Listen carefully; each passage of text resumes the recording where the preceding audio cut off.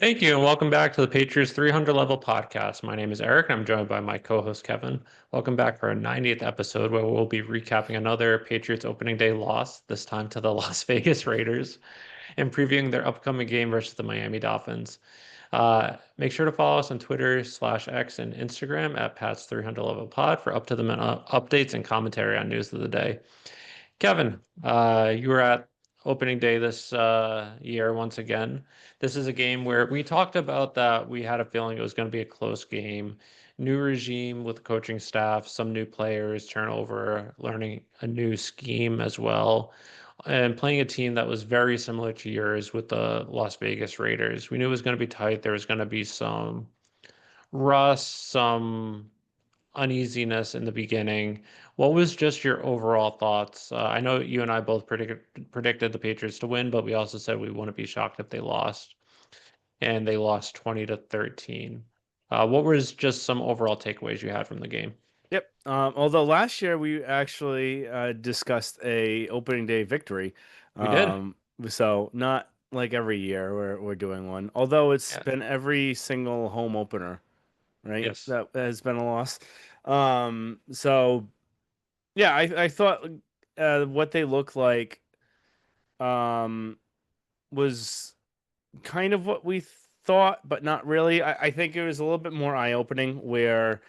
We didn't really get to see Drake that much during preseason, during training camp. Yep. That's one of the things where I think he may have actually benefited if he had, um, because I think looking at him now, there hasn't been much that's changed. He Yeah. still has the same type of mechanics. He still has those errant throws that you see last year. You saw at UNC, and he looks kind of the same type of raw player where he'll go from having those "what the hell was that" kind of throw like he did in the Yeah. first series, and then he starts dropping dimes out of nowhere. But then he has another mistake, and then he kind of pitter patters there. So he might have benefited a little bit more from a little bit more playing of live action. But Mhm. um, I think the one thing that watching him there just made me kind of temper expectations where it may take longer throughout this year for him to kind of settle down and develop. Yep. And he's still young. He was the youngest quarterback coming out, I believe. Yeah, he had to have been because he played the least out of everyone of the Mhm. five quarterbacks. Everyone else had a lot more experience. They had a lot more years under their belt. A lot of them had more multiple systems that they played for. Yeah, the only Um, one I would say JJ had less experience, even though he started the same amount of being a starter of 2 years, mhm. and may have started one more game. But in his offense, he wasn't really needing to lead the charge. It was the Yeah, running game that although was the he did come focus. from I think a more defined program than Yeah, he and came from a better IGM, conference. What was that? IGM Academy in high school, and then he was in a Yeah. big, Oh, he's in Michigan. He's a yeah, bigger Big school, Ten, Michigan. Big Yeah, Ten. So, he was in a better conference. He was in a bigger school, and it just had more of a winning culture around it. yep, And he's just really fluid. Where May doesn't have. If you compare the two players, May has much more intangibles. He's a better arm. He's faster. Um, but McCarthy, his mechanics look better. He's hmm, cleaner. He's crisp. yep. He's got kind of got that winning culture where I'm very interested to see kind of It's what one game, Kevin, I know. It's against something the that we had Bears. talked. It's Yeah. something we had talked about before, even in the draft. There's just something about him. There's usually one guy every couple of years that I like that is like this. And it hasn't been Hmm. actually for a while. Baker was the last one, where just someone that has that type of something about him that you can't really put your finger on it. But I'm interested to see kind of how that does. But I don't want to get caught up on JJ McCarthy. Drake Yeah. May. Any other things than what I mentioned? Yeah, I think one aspect of concern, which I know a lot of people look at his record and how he's technically now 3-10 as a starter. Again, last year was with Gerard Mayo and Van Pelt and a lot of Oh, that's another thing I incompetency. want to cut in. Just one other But thing. he's really only 1-10 as a starter. Two of his three wins, one was against the Jets where he played, I think, the first drive and got hurt, only had six throws, and then Brissett came in and took over and led them to the win. And then last year against the Bills, what's his name? Joe Milton came in after the first drive and pretty much got the win for the Patriots. So he really only has one win, which again, I don't know how much, a lot of it is not on him. But I think we saw this week, especially with the Ravens Bills game later on Sunday night, just how much room for growth he needs to get to where being a top 5, 10 quarterback is in this league. He definitely has the skills to be a top 5 quarterback, but right now he's not even close to being in the same conversation as Josh Allen, Yeah. which is essentially what people are trying to comp him to be. Josh Allen, Justin Herbert, even Justin Herbert on opening night or his first game, Drake Maye is a long way away from being there. He has the tools to do it, but he just has to put it all together. The other thing I meant to say as well that we had discussed about where I'm basically now kind of the more I think about it, counting this more as kind of rookie year part two. Because Yep. last year was, we all know, was a complete waste of time. The bunch of Hmm. idiots that they had on the coaching staff. They had a guy that had no idea how to run an offense. They had a head Yep. coach that had no idea how to be a head coach. And really, all of that was just a waste of time. Yeah. So I think that going into this year, there's only so much that Josh can do in training camp and preseason where he's trying to Hmm. install a new offense with them, where you can't do that and completely change his mechanics and throwing motion and making sure that he's in a better position all in one kind of off season. It's a Yeah. lot to do, especially for a rookie. I know with Cam Newton, we actually saw a little bit of that happen where he actually threw a lot better in the beginning and he learned the offense, but he's also a, a, a pro and someone Yeah. that's used to that sort of thing. So it's a little bit different there.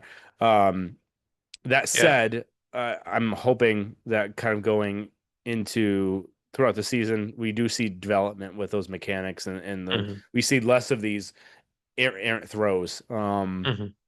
where he's stepping in the wrong direction and then Yeah. throwing the wrong way, and that's why it ends up sailing up high. And um, And you were at the game on Sunday, and on the TV version, you could tell it was raining, but it was tough to tell how much. How much of that do you think was the ball slipping out of his hands, or him not having a full grip on it because of the inclement weather?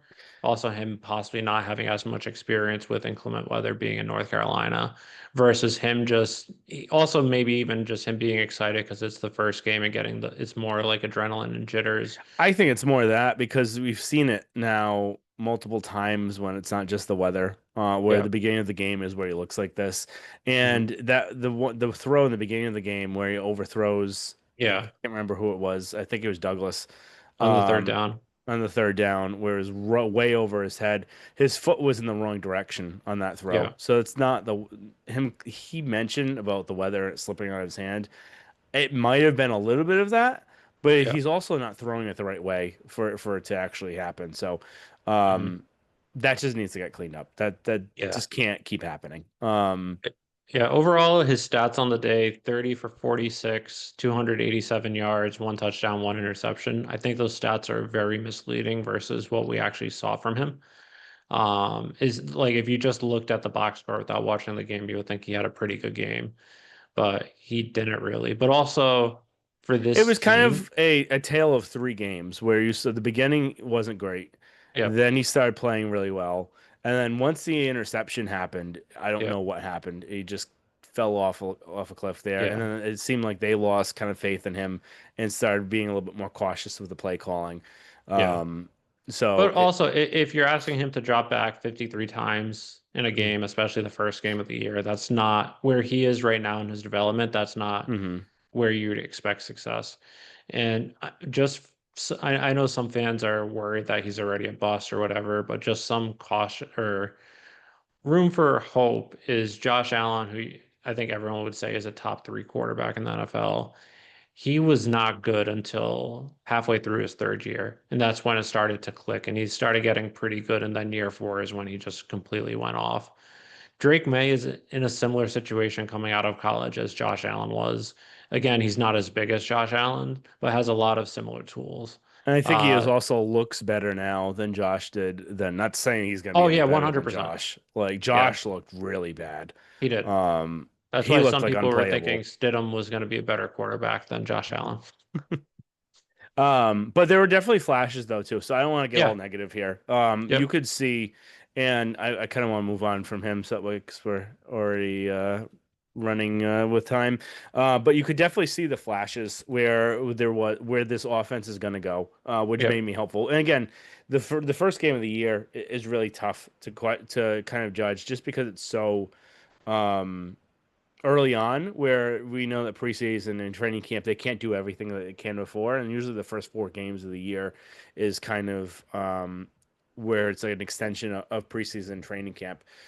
So there were definitely flashes that I saw with the Yep. offense and the defense, Yeah. No, where I'd agree with that. you could And see I where think, they could potentially be going. yeah. And I think one other thing that probably hurt his case was the running game was not able to get going. Stevenson, 7 carries for 15 yards. Henderson was okay, 5 carries for 27 yards, but that's not really going to get it done with an offense that is supposed to be run first. And because of that, the defense probably knew that it was going to be passing most of the time. That's when the defensive edges can just tee off and pass rushing. So again, that probably hurt Drake May as well, and partially contributed to his negative or not as successful game. Yep. And then even with the running backs, you look at it, there a lot of the time they just had no holes, and Yeah. the run offense, the run blocking on the offense, was not good. They had Yep. no push. They weren't able to kind of get any openings. So it's not totally on all the running backs, Yep. although Agreed. the amount of gap running that they were doing isn't really what Stevenson's game is. And if they're going to be doing that type of style, it'd be better off, I think, if Gibson was in there instead of Mhm. Stevenson. Although Stevenson, I thought did well in the pass blocking. I'm not sure if you Yeah. could tell that from the TV copy or Yeah, not, you but could. And then um, Henderson didn't appear to do as well, even though he came out in the draft as being one of the top pass pass blocking backs mhm. in recent memory. Yeah. All right. But again, it doesn't always translate. One of the another running back that was like that coming out of college, which was supposed to be a really good pass blocker, was Pierre Strong, and then he was shipped out after year one. So maybe it's a difference from college to NFL, but we'll have to wait and see on that. All right. On the defense, I thought that they showed some good things, some not so good things. Yep. Run defense was really good. They held Genty 38 yards and basically really had a lot of push at the line. Yep. And a lot of they were able to kind of cover the gaps and stop the run. Pass defense, they gave up a ton of big plays, Yep. especially when you didn't need them. I also thought that Tyrell Williams' play calling was very like peculiar, where Yeah. they're doing a lot of crazy things at the beginning of the year, where you'd rather them kind of focus on kind of the meat and potatoes at first, and then kind of get Mhm. into it. Like when you're dropping back Tyrell Williams and Christian Barmore into coverage to Milton Williams, Milton Williams, what did I say? Tyrell Williams. Oh, that'd be a problem if he drops back at the coverage. But if Milton Williams and Christian Barmore are dropping into coverage to do this zone blitz where they drop in the zone and you have linebackers blitzing, like that's not the best use of your players. Yeah. Um, Again, eventually it might help, but it's kind of weird to be doing it now and when like they did struggle to kind of have cover and Yeah. prevent those I, big plays. Yeah, just a few for me, a few observations was the pass rush. Landry was excellent throughout the Hmm. game. The Patriots had 4 sacks. He was technically credited with 2.5. He should have technically had 3, where he should have gotten a half sack on the Hawkins sack as well. But he was essentially in on all 4 sacks. But the Patriots weren't able to really get much pressure when they were only rushing 4, which is something that they should be able to do with Landry, Barmore, and Williams. When they started blitzing, that's when they had a little more success. I do wonder in the pass game, not having Christian Gonzalez, how much that affected their negativeness with Geno Smith pretty much torching them 24, 34, 364 and a touchdown. He pretty much could do whatever he wanted for with the few instances where he got sacked. but Bowers 5 catches for 103 yards, Myers 8 catches for 97 yards, and a lot of their catches came on second, third, and long, and they were just able to get first down where uh, they pretty much just went right through the defense. So that's just one thing I noticed. I do wonder though if part of it was they went into the game thinking we'll take out Genty, and if we just let Geno Smith beat us, if he beats us, he beats us, and that's just what happened. I wonder if that was part of their game plan since they were so good at run defense. But it might have also just been that it's early in the year, you're without your top cornerback, you have to be more conservative in your coverage because of that, because you don't trust your cornerbacks that's available and you don't want to get beat deep. So they're letting the receivers run open and get first downs. Yep, and there's a lot of zone, Yeah. which can really hurt you when you're Yep. facing like veteran players. So Geno Smith being in the league for a while, Myers is really good about knowing how to where to sit in the zone. Yep. Bowers is really good. So Yep. that's where you kind of got picked apart there. It may help when Gonzalez gets back. They may go more man-man, and kind of go from there, and then maybe we won't have those problems too. Yep. Agreed. All right. Any other observations? Yeah, I think a few. One was that the safety play was shaky at best. I know Bledsoe had some few, or Hawkins had some good plays throughout. But overall, I'd say it wasn't great. And that's why I was surprised to see Duggar only had 7 snaps, with I'd say half of them coming at the linebacker position. And again, I know he's not really a great coverage safety or free safety, but you would think he should be better than what you're putting out there. So I wonder if we see more of him going forward, or like, what's the point of having him if he's only going to play 7 snaps? I know he has the contract and whatnot, but you might be just better off cutting him loose if you're not going to use him at all. And then Keon, who I've always been a big fan of, had high hopes for him coming into this year, only playing 46% of the snaps. And the snaps he was in, it didn't really look like he was getting good, making He was anything lost a productive little out bit. there. Yeah. So I don't know And if it's just the new scheme too, where it's yeah, it could a be. scheme change where the last 2 years he's used to the same type of um, scheme, and it's a Yep. different one for him, and maybe he just doesn't know where to be at the time. Yep. Agreed. And then just one other just observation from the game overall was I was very, very surprised to see pretty much no adjustments made at halftime or throughout the game. You saw the Seahawks make adjustments towards the end of the first half and going into the second half to improve upon themselves. And The you didn't Raiders, really see anything different from the Patriots in the second half. Again, it's one game, but that's something that I would have expected to see from Josh and Vrabel. Pete Carroll's coaching the Raiders, not the Seahawks now. You, you know what I mean. Geno um, Smith and Pete Carroll, I'm used to both of them being on the Seahawks, so all it's right, been a long 3 up, day. 3 down. I'm You want to assuming we're go? both in the same. There wasn't much great to see from this game, so I'm assuming we both have the same players. I can go first. Yep. Landry was my number one by far. Credited with 2.5 sacks. He was in on all four. He actually led all of the NFL in pressure this week. Uh, Again, it's only 1 week, but great to see that from him. He really made his presence known, and if Williams and Barmore are able to get some pass rush and Landry's able to put together numbers like this going forward, their defense should get better. Number two was Booty. He's really turned into a good wide receiver. The last 5, 6 games he's played, I think 3 of his last 4 games he's had gone over 90 yards receiving. This game he was, I just had it up. Booty was 6 catches, 103 yards, 17.2 average. 5 of his 6 receptions went for first downs. With his one reception that didn't, he was half a yard short. So not only was he making big plays, he was making them in key situations and being productive on offense. So really great to see him going forward. And I think he could, if he keeps developing like this, he really could be one of the star players on this offense.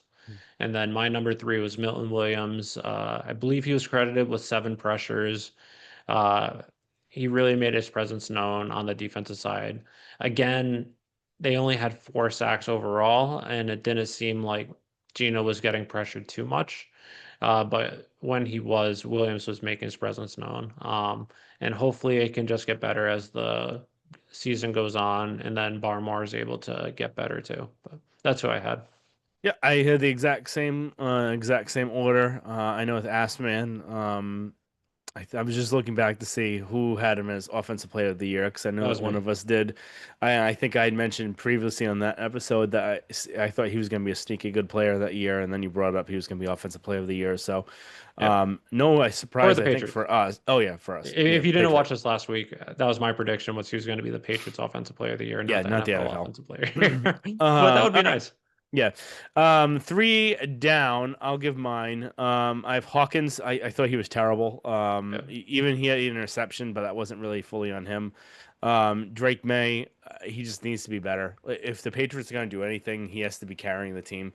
And he's not in that situation yet, and wasn't the other day. And then special teams. This is between Behringer was awful. He had just they especially when they ended up deciding to punt at the end of the game rather than go for it. He ended up netting 20 yards on the punt. It was not good. Just shank after shank. He's had this problem the last 2 years where he's just Ever not. since Belichick left, he's Yeah, not been a good punter. he's either booming it too much or like even there was another punt where he didn't even get it to the 20. So he had another kind of shank Yep. where like it would have been better off getting a touchback. Um, and then the kicker, I can't pronounce his name, so I'm not going to try to. Yep. He ended up missing a 40-yard field goal. Yeah, you Yep. just can't have that. And again, he's a rookie kicker, but he needs to just be better. Agreed. I think those are all deserving. My number one was Campbell and Wilson. I thought Campbell had a pretty good first half, but he was pretty bad in the second half.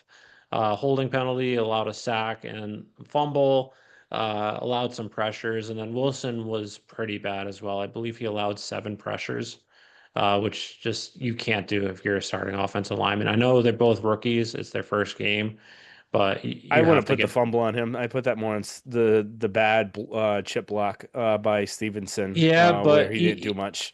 yeah, Stevenson didn't do much on that, but that's still something that Campbell let him go by. Again, unless he was expecting Stevenson to get him and it was I supposed to be a think quick based on throw. that, I think he knew that Stevenson had the chip too, and Yeah, he didn't end up chipping him. maybe. But overall, from Campbell, he also had 2 penalties. Just not a good first game, even though he did have a good first half. Number two is May. Like we said, even though his numbers were good, you have to get back more from him if you want to win in this league and you want to have success. And then my number three down was Behringer, who just had a awful game. News around the NFL quick before we get to the Dolphins preview. Ravens ended up choking. Ended up being a really good game Yeah. where the Bills ended up coming back and winning it. And then anything on that game you want to talk about? No, not really. Just another 10-point leading blow by the Jim Harbaugh or John Harbaugh. Jim Harbaugh? One of the John Harbaugh. Harbaughs. I got it mixed up. And then Josh It does Allen get you was, wonder about like Harbaugh, how much longer, like, does he eventually have a leash where yeah, they've lost so many of these types of games yep, where do they go a different route? But yeah. then the thing is, like, are you gonna get really a better coach than him? I I don't agree. know. That's the tricky situation that they're It's in the and same the thing with Steelers Sean are in. McDermott, as Sean well. McDermott too. I think He's you an have to if the Bills don't get to the if they lose before the AFC Championship game this year, you have to move on. They should have moved on from him 3 years ago and brought Bill in. But regardless, he's every single game that they lose in the playoffs is entirely on Sean McDermott. And he's mhm. also supposed to be a defensive guru and another game where his defense allows 40 plus points, Yep. even though they Uh, won this game. mhm. And then the Bears game last night. So we're taping this on Tuesday night. Yeah.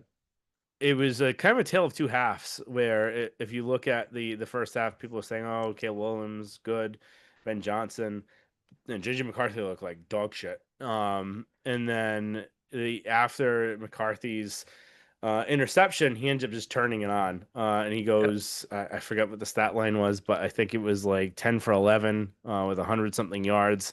Um, and just look like a winner. There's just something about him, like I was saying, that I don't know. I like McCarthy. I like the situation he's in there too. I think he fits.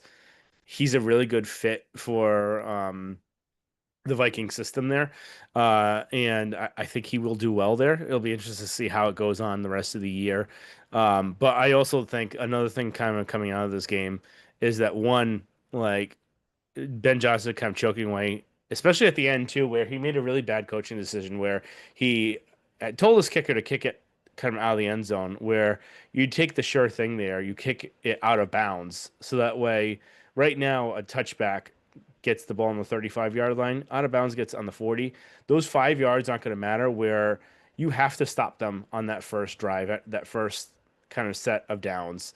And if you don't, you lost it anyway. So those extra 5 yards aren't going to really matter. The time matters way more in that instance. You lost 40 seconds there where you could have gotten the ball back with 55 seconds, whereas you ended up getting it back with 60, 15, 16 seconds. That was a bad mistake. And then I just think, I think you still think the same thing I do. I just don't think Williams has it. I don't think He has the talent. he I has the, don't know if he's going to put it he doesn't together. have the makeup. And especially there's those other reports coming out saying that he might be dyslexic. Um, I don't know. I don't know much about dyslexia, but I can't imagine it being easy to be a quarterback Yeah, having that. Um, agreed. all right. Um, Yeah, going those were the on. yeah, Oh, go those were ahead. the main things from news around the NFL. Again, there were other games, some good games like opening night, uh, but in the opening night, Cowboys versus Eagles, and then also the following night, Chiefs versus Chargers. But moving on to this upcoming game versus the Miami Dolphins. The Miami Dolphins got absolutely demolished by the Indianapolis Colts 33-8. Absolutely embarrassed. Tua was 14 of 23 for only 114 yards, one touchdown, two interceptions. And then they made the Colts look like the best team in football. Again, the Colts do have weapons on offense. They don't have a quarterback, but they do have a lot of Who good knows? weapons. Maybe he leaves Giants. I'm Maybe. just kidding. I don't think he's Uh, good. Yeah, I don't think he is either. So I know a lot of fans are expecting the Patriots to win. However, the Patriots are 2-9 in their last 11 games versus the Dolphins overall, and they are also 2-12 or 2-10 in their last 12 games in Miami, which includes Brady being 2 of 5 in his last 7 games versus Miami. So Miami has always historically been a tough place for the Patriots to play, especially when the game in Miami is in the beginning of the season, considering the heat and humidity down there. So that's going to be tough for them. I think with the Dolphins being absolutely embarrassed, you can either expect two things from them this week. They're either going to come out trying to make up for that and show that that's not who they are, or they're just going to completely give in and get destroyed. I'm expecting it to be somewhere in the middle. I think you're going to see a better effort from them, but it depends on what type of defense the Patriots have and if Gonzalez is playing. If Gonzalez is not playing and it's a similar defense as to last week, we've seen Tua shred the defense if the Patriots coverage is off or playing in zone where you have Hill or Waddle that can just do a quick slant and cut 2 yards and then they catch the ball and move up 4, 5, 6 yards. If they do that, you Patriots might be in trouble. They do have very good running back in Asian. Uh, he didn't run as much last week because of how much they were down by, only 7 carries for 55 yards, but he did average 8 yards a carry. Did get a So touchdown. what was that? He did get a touchdown. Help me in fantasy. Oh, that must have been receiving. It wasn't Yeah, rushing.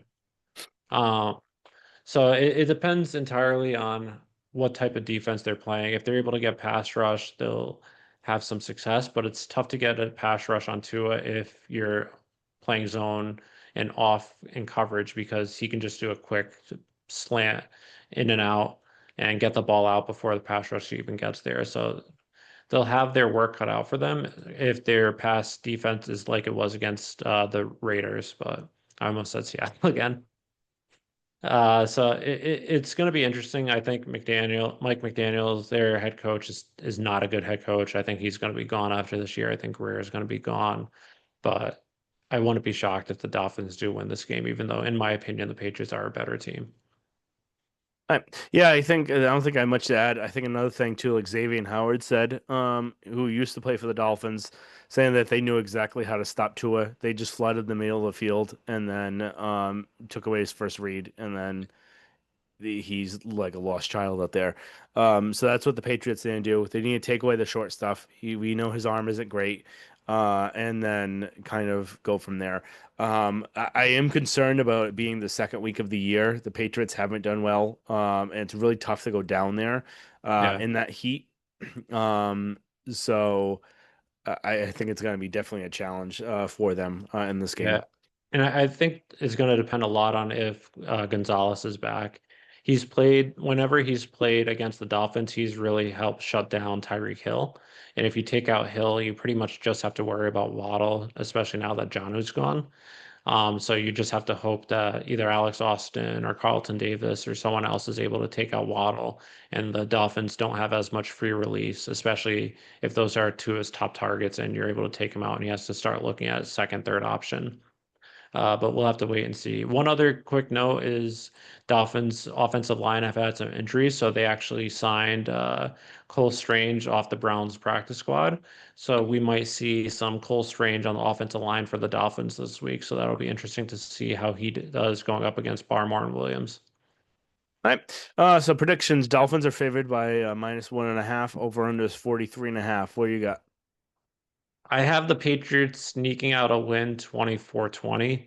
But again, I wouldn't be shocked if the Dolphins win this game. All right. Just because in my heart, I think they may win. But if I need to ever bet in this game, they haven't shown me enough. So I'm going to say the Dolphins are going to win 24-17. All right. Well, that's it. Thank you very much for listening. Make sure you subscribe, rate, and review, and look forward to talking to you guys next time.